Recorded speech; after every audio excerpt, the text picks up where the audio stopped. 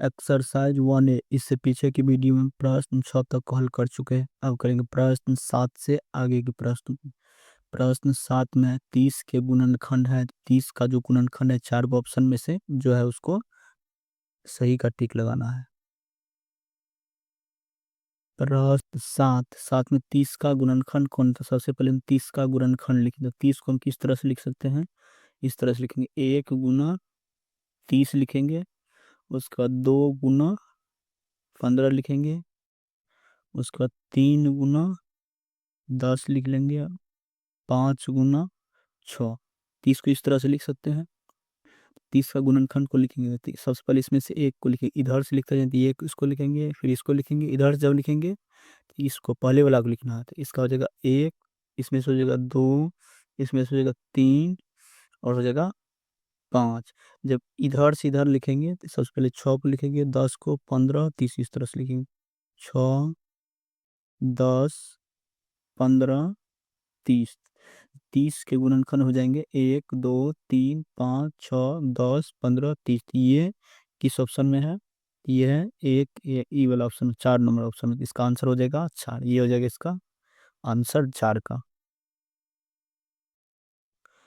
प्रश्न 8, 8 में अंक 1, 0, 5 तथा 7 का प्रयोग कर 4 अंकों की सबसे बड़ी संख्या लिखे। इस सब का प्रयोग करके सबसे बड़ी संख्या लिखना। 4 अंकों को यहाँ पर हम लिख लेंगे बड़ी संख्या। तो बड़ी संख्या हो जाएगी इस सबसे जो 4 को जो अंक दिया गया, इससे कैसे हम बड़ी संख्या बनेंगे? इसमें जो सबसे बड़ी संख्या, सबसे पहले उसको लिखें। सबसे बड़ी संख्या है 7। उसके बाद हो जाएगा 5। उसके बाद हो जाएगा 1। उसके बाद हो जाएगा 0। तो इस सबसे बनने वाली 4 अंकों की सबसे बड़ी संख्या हो जाएगा 7510। ये जो है इसका आंसर।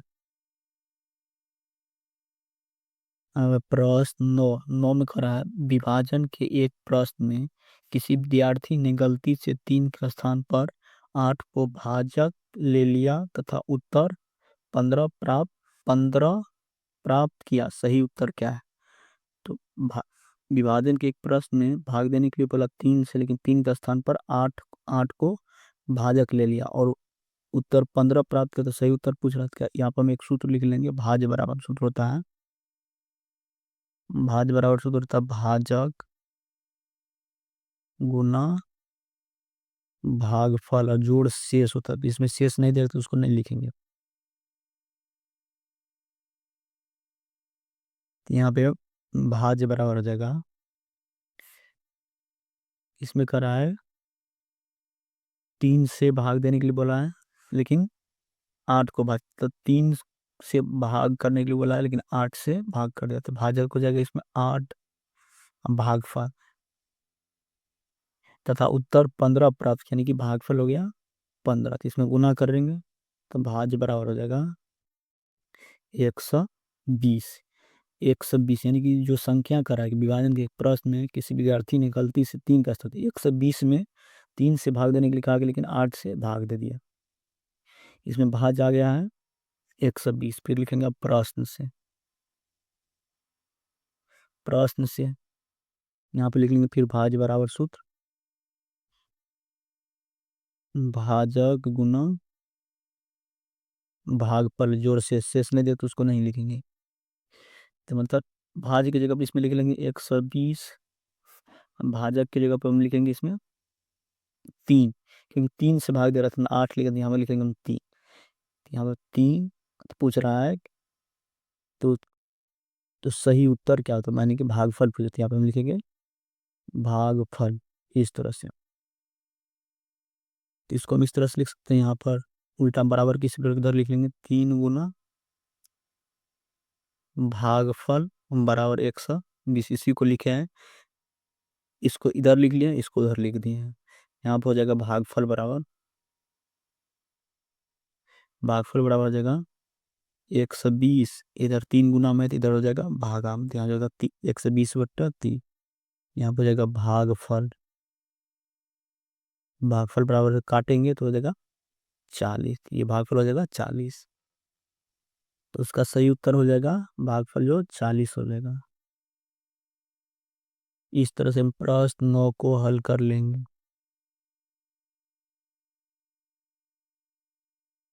प्रश्न 10।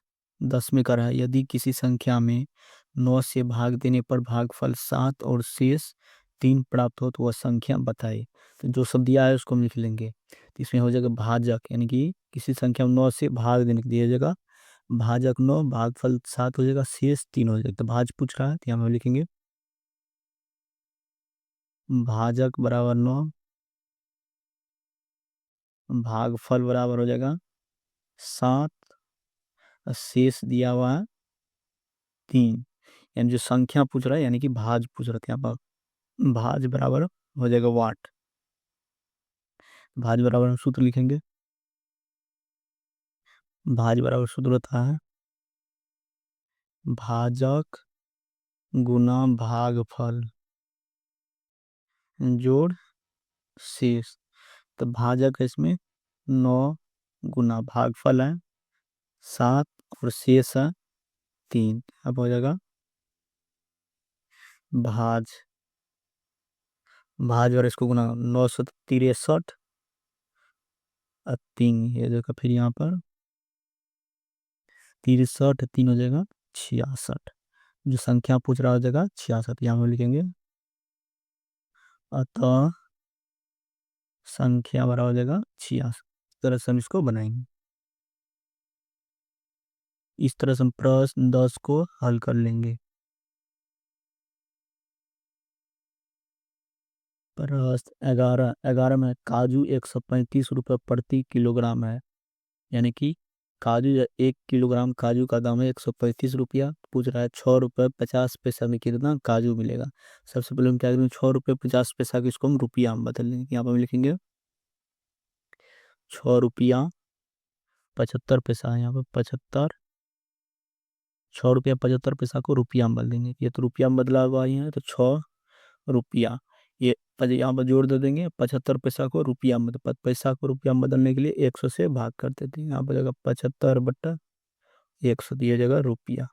यहाँ पर जगह 6 रुपया, यहाँ पर जगह भाग दे देंगे तो 0.75 रुपया।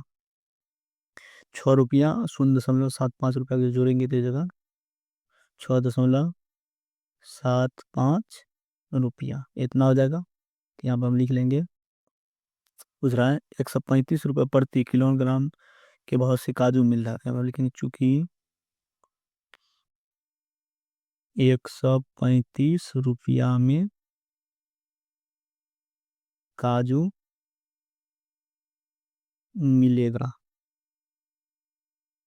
135 रुपये में 1 किलोग्राम का है, यानी कि यहाँ पर लिख देंगे 1000 ग्राम। 1 किलोग्राम में होता है 1000 ग्राम, इतना काजू मिलेगा। 1 किलोग्राम पूछ रहा कर रहा है कि 135 रुपये में 1 किलोग्राम काजू मिला, यहाँ पे 1000 ग्राम, क्योंकि ग्राम में हो जाएगा। तो यहाँ पे लिखेंगे इसलिए 1 रुपया में काजू मिलेगा। तो 1000 ग्राम बट्टा हो जाएगा 135 ग्राम, इतना हो जाएगा। अब पूछ रहा है इसमें 6 रुपये, इतना रुपया में कितना मिलेगा, 6 रुपये 75 पैसा में कितना काजू मिलेगा। फिर यहाँ पे लिख लेंगे इसलिए 6.75 रुपया में काजू मिलेगा। यहाँ पर जगह 1000/135 गुना 6.75, इतना यहाँ पे ग्राम हो जाएगा। अब काट लेंगे सबको, 1000/135, यहाँ पे 10 हटाएंगे इस तरह से। यहाँ पे 675, 10 हटाएंगे नीचे हो जाएगा 2 शून्य, इस तरह से हो जाएगा।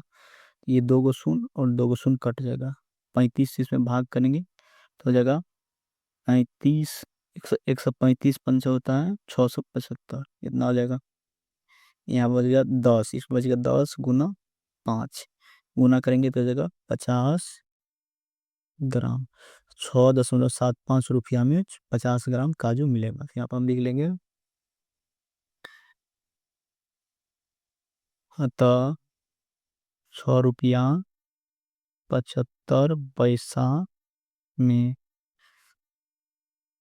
50 ग्राम काजू मिलेगा। इस तरह से ये होगा। इस तरह से हम प्रश्न 11 को हल कर लेंगे।